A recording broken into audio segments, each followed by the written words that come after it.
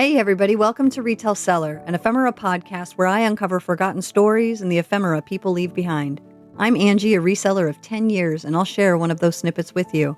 Let's see what today's find has to say.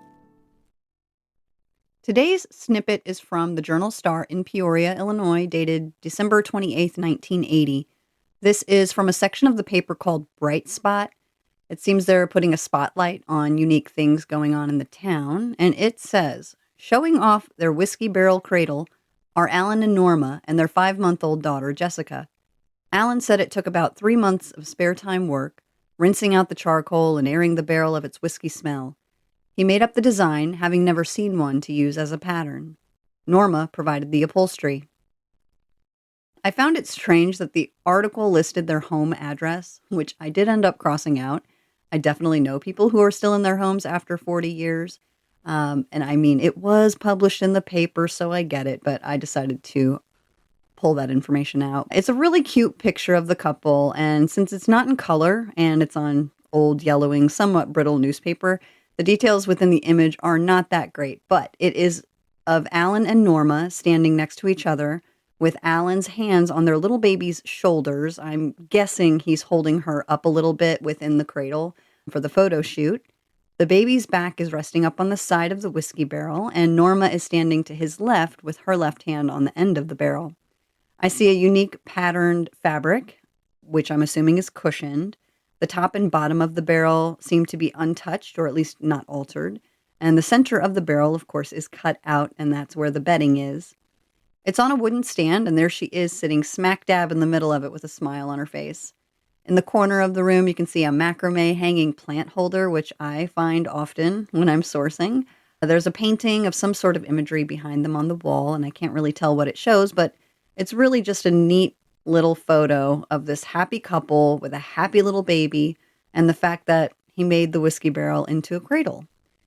I imagine it took every bit of those 3 months to get the smell out. I've run into so many things I've purchased for resale thinking I could get the smell out, and I'll be honest, it usually doesn't work.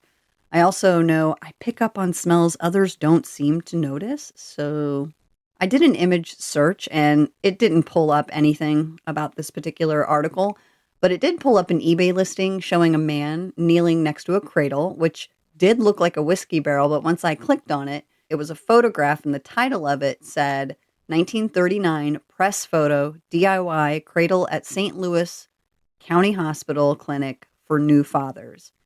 I ended up purchasing this one, and so it will be a snippet of its own down the road. When I read this article for the first time, I was immediately taken back to when I was around 9 or so, and my dad had made a puppet theater. It was made of wood with batting and then covered in this light blue fabric.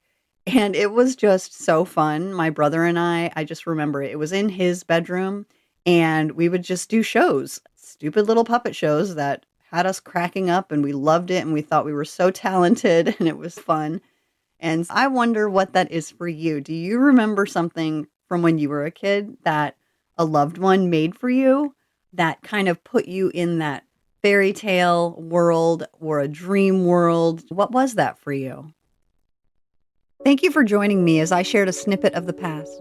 I'd love to know if it connected with you in some way. Did it spark a memory or make you see something differently?